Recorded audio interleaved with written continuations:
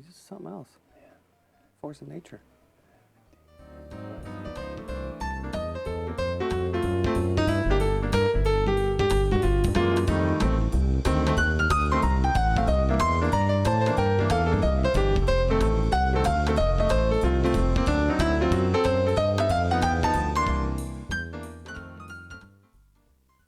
Good evening, ladies and gentlemen. Welcome to Reference Point. I'm your host, Dave Coker-Hook, and Happy New Year. We are here now in 2020, and this is our first show of this year, so thank you for joining me. This is, you know, we're into the winter season.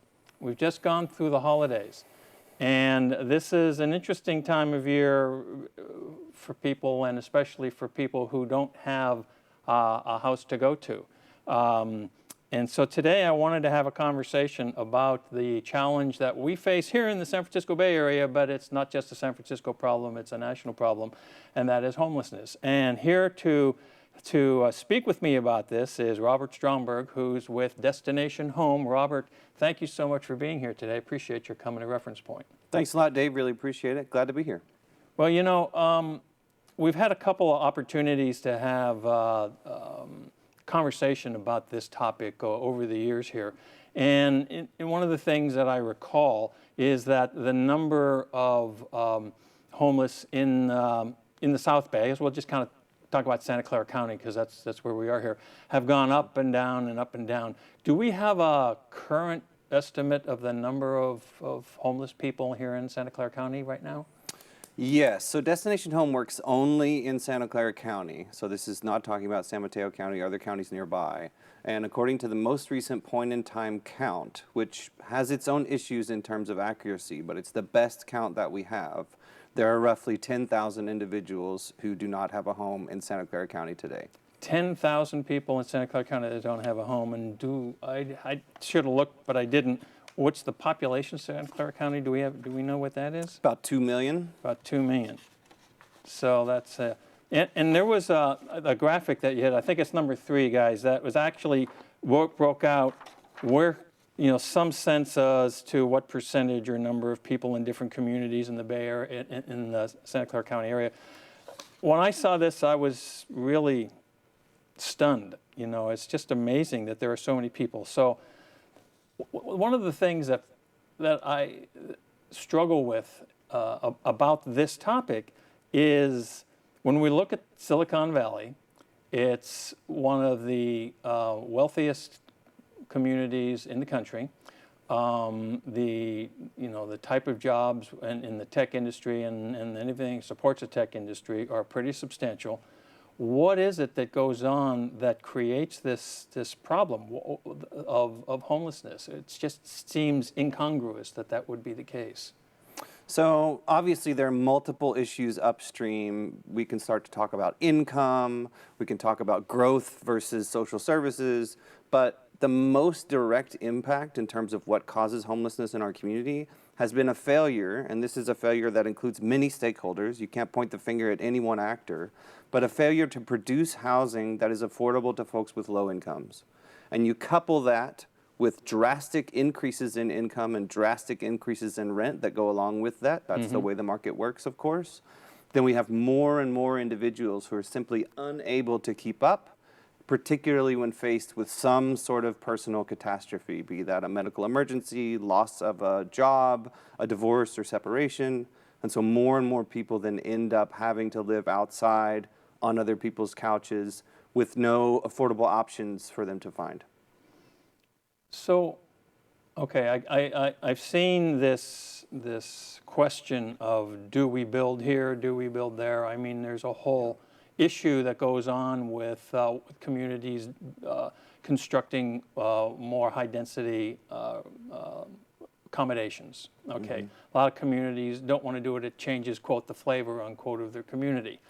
But that's been something that's been going on for a very long time. And what I'm concluding from what you said is that the ramifications of that not in my backyard kind of an attitude have resulted in being a primary contributor to the problem that we have right now of homelessness. Am I reading that correctly? So yes, and I mean there is this general lack of housing production across the income spectrum that's a part of the problem, and there have been some communities that have been hesitant, be it from local political leaders or pressure from actual residents who live in their jurisdictions.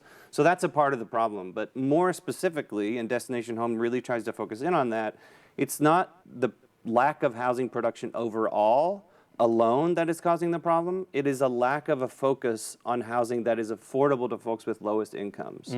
So because the shortfall in terms of housing need is so dramatic, just producing market rate housing at astronomical numbers is not going to reduce very quickly, and I don't think ever at all, the risk of homelessness for folks who are working minimum wage. I mean, realize a minimum wage job here results in about $30,000 a year.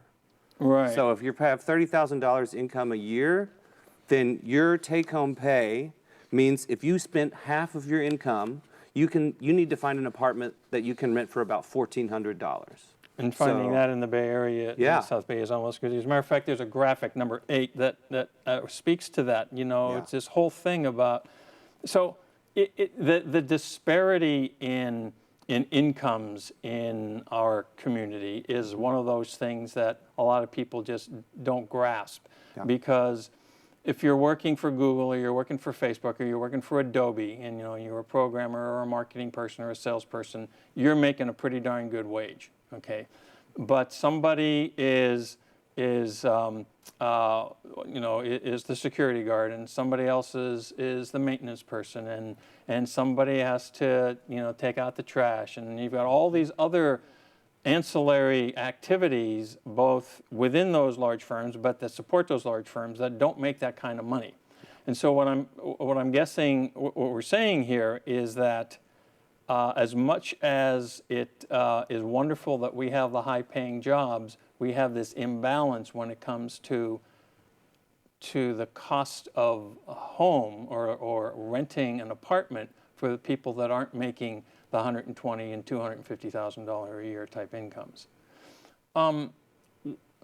You and I had a chance to sit down and have some coffee at one point, and something that you had mentioned spoke to me that I hadn't thought of in those terms before, and that has to do with this trickle-down effect in terms of what used to be more affordable housing, and how the people who, even if you're making decent money, you want to spend as little as you can for a nice place, and that kind of pushes things down in the market. Can you kind of refresh that conversation for me? Well, I think what you're pointing to is what I was mentioning, and that is that when you're making $30,000 a year and you have a family of 4 or a family of 3, you need to have a place that costs less than $1,400. And the only way that we have that in the market is if we push forward and produce. When I say we, I mean our counties, I mean our state, I mean federal dollars that go into that, I mean private dollars that go into that. This entire combination of financing to subsidize housing that is then rent restricted. So you have to make below a certain amount in order to qualify to live there, and then your rent is capped based upon 30% of your income. And we just don't have enough of that for what are more than 65,000 renter households in our community in Santa Clara County who are earning below $40,000 a year. So that cap information that you mentioned, is that a reality here in the Bay Area, or is that something that's sort of a national initiative, or are we doing that anywhere? So we're doing it, and we've been doing it here for a long time. We're just not doing it enough, right? So for example, in California, communities at the city and at the county level have goals over 7-8 year periods in terms of housing production. And those goals are broken down by income group. So for those who are earning in the lowest 20th percentile, that's this group of $43,000 a year or less. There's a certain number of homes that we think we need in order to accommodate growth. Right. And for each of the other 20% going all the way up to market rate. And we have produced housing in the past, but not at these lowest income levels, not to the amount needed. You add to that over the past 5 or 10 years, job growth has outpaced housing growth by 8 to 1. So even the estimates that we made in terms of what we need as a community were conservative. So we didn't meet the goals that we had, and the goals that we had were not high enough. And it's this focus on the lowest, and that gets into like lots of other really complex policy issues, because if you're going to prioritize that development, then you have to have tools in order to do it. So for example, we have, in order to produce affordable housing, we have tools in some of our cities called inclusionary housing ordinances. And that says, you, market rate developer, you want to build a beautiful new building in downtown San Jose, great. If you're going to do that, then you need to dedicate 15% of those units to lower income households, to affordable housing. However, that tool provides affordable housing for folks in the middle spectrum. It doesn't allow the developer, because of their bottom line, to go deeply affordable enough. Doesn't go to this deepest affordability level. And again, those are the ones who are at highest risk of losing their homes in the face of some sort of accident. And so we have tools, but we need more. And wasn't there a number on something about 65,000? There's a lot of people in that situation. Yeah, this lowest income group in terms of who are renters, there's 65,000, this is a few years old, so probably more now, households.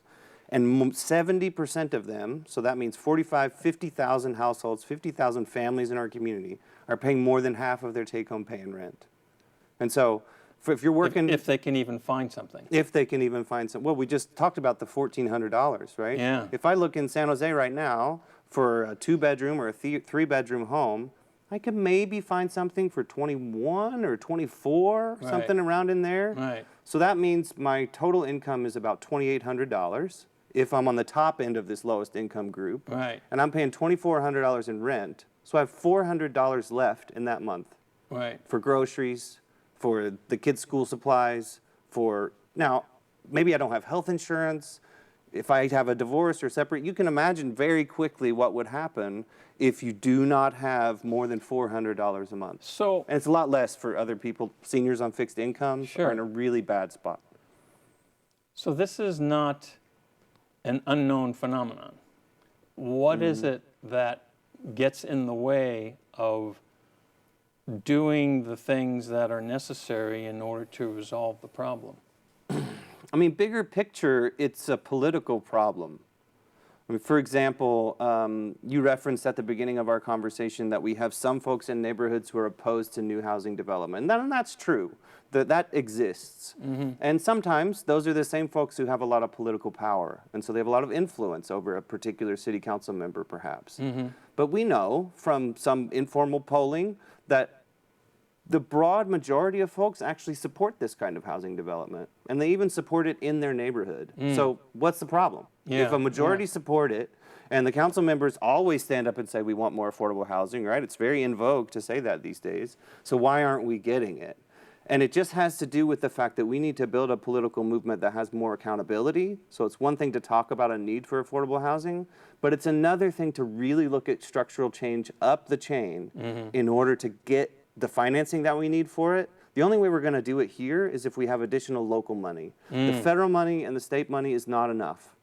So in Santa Clara County in 2016, we passed the Measure A Affordable Housing Bond, almost $1 billion dedicated to lowest income and supportive housing to end and prevent homelessness. Fantastic. So in the short term, actually here, money is not the problem for the housing production. It will be again. But we're going to need to have more local tax measures. I mean, this also gets into Prop 10 conversation, which maybe we don't want to have. But we have to look upstream to have financing sources that are sustainable, and we have to have additional policy changes, yes, to allow production to move forward more broadly, but to focus on the development of housing for folks who have the lowest incomes. Because otherwise we're just going to continue to push them out, super commuters from Tracy. No one will be there to wait on us at Home Depot. No one will be there to take care of our children when we go to work. Right, right. So one of the things that when easy problem, right? Yeah, absolutely, easy problem. I want to flip the dialogue just a little bit, because I'm thinking in terms of what it is that the average Joe or Jane thinks or sees when they're driving down the street, because the there are like I live in San Jose. I live near San Jose City College in that general area. Okay, and there are several enclaves of little small tent villages here. Just off of Southwest Expressway, just before you get onto 280, and a couple others up the street and stuff like that. And there's a tendency to think those people are doing it because they want to do that, or why are they there, or you worry about what their mental health, or if they're something else, is there an addiction issue and stuff like that. And I think people think about these things without having an understanding as to the true nature of what's going on. Because my recollection in conversations with you and other folks from Destination Home, and you guys do these surveys, people aren't living on the streets because they choose to, for the most part. There may be a very small percentage of guys that want to be like the mountain men you see on the on the TV show. They want to live alone. Okay, but that's not what most people are not there because they have chosen to. It's that because something has happened. And then I guess there's a percentage of the difference between the acute and the chronic, the folks who this just happened to me and now I'm stuck, versus I haven't been able to get a job for 3 years and I got no place to go. What do we see in those kinds of dynamics? So a lot to unpack, to be sure. I mean, the first thing that I think would be helpful to your viewers probably is to think about very clearly that those who are experiencing homelessness in our community are just as diverse as the rest of us. I have nice neighbors who live in houses near me, and I have real jerks who live in houses near me. There are alcoholics, and there are generous people who come over and offer me anything that I need and bring home my lost dog, right? And everything in between. The same applies to folks who are experiencing homelessness, right? This is not some like angelic or demonic population that is separate from the rest of us. So that's the really place to start. way to comment on that, because it's just like, hey, it's a cross section of humanity. They're there, and some of them, I get it. As a matter of fact, go ahead. No, I mean the other thing to point out. So you mentioned chronic homelessness. So there are two pieces. There's a broad spectrum of needs. There's a broad spectrum of what people have gone through. Chronic homelessness, according to the federal government definition, means you have been homeless for multiple years or on multiple occasions, and you have some sort of what's referred to as a disabling condition. So some sort of disability, physical, mental, otherwise, you name it. The chronic homelessness population among those experiencing homelessness in Santa Clara County is about 25%. So a minority, a significant minority, but a minority. The majority do not fit into that category. That means they have been homeless for a short period of time. In most cases, folks resolve their homelessness themselves. The system never knows about them. The ones who people notice who are having some sort of acute problem are a minority of the population and have high service needs. The other piece of this that I think it's important for people to think about is that let's take me, Bob, Robert, and move me out of my house, and I'll live out here in the parking lot at the studio. And then come back in 6 months where I have been ostracized, people have been rude to me, I have not been eating well or sleeping well, I've been suffering cold. And in 6 months, how mentally fit do you think I'm going to be? Yeah, right. We would have a very different conversation in 6 months after I have experienced that. Right. And there are folks who have been living outside for years. Right. Right? So it's important to break it down. Yes, there are people who don't want services. But again, if you offer me $1 million and I say yes, and then you say, oh, just kidding, I don't have $1 million. And then the next day you offer me $1 million and I say yes, and you say, oh, just kidding, I don't have $1 million. And that happens to me 10, 20, 30, 40 times. How readily do you think I'm going to be to accept your offer? Yeah. And we don't have enough services for everyone who needs it. Yeah. Right? The total number of those who are seeking housing assistance in Santa Clara County every year is something like 9,000. What percentage of those do you think we are able to help as a system? It's about 12%. Only 12%? Only 12%. So when you say seeking assistance, yeah, that means trying to find something more affordable or a place to live because of a circumstance that they have, be it physical, mental, whatever, loss of a job or something like that. Is that what we're talking about? That 9,000 number? Somebody has lost their home, they got kicked out of their house, they lost their job, they couldn't pay their rent, they were evicted, you name it, whatever the situation, they come into contact with the service provider, whether it's a nonprofit or a government agency, and they say, I need help with housing. I don't have a place to live. That's that number of individuals seeking assistance. Now, some have other personal resources, and that's what case management is. Like, help me figure out what are my personal resources that can help me. Is there someplace I can stay in the short time? How am I going to rectify the situation that caused me to lose my housing in the first place? Right? But that's the total number of folks seeking assistance. So from really high service needs, lots of problems, been homeless for a long time, all the way up to somebody who just lost their job and they're scared. But I bring up the 12% just to say we don't have the services to help those who need it. Right. We need more. We have a high Why don't need. we have why is the ability to provide service so minimal relative to the need? We just haven't prioritized it as a society. We do not have the financing for the social services that we would need for those who need it. Got it. And what that means is we have to address it, yes, more from the public side, for sure, but we also need to work more closely with the private sector to get additional dollars in. And that's one of the things that Destination Home and others have been doing to build a homelessness prevention system on top of an existing emergency assistance network in Santa Clara County, where we are now helping, I think, close to 1,000 individuals who are on the brink of homelessness. Something happens, they're about to lose it. They get in contact. Sacred Heart Community Service is the one who is managing a network of service providers in order to implement it.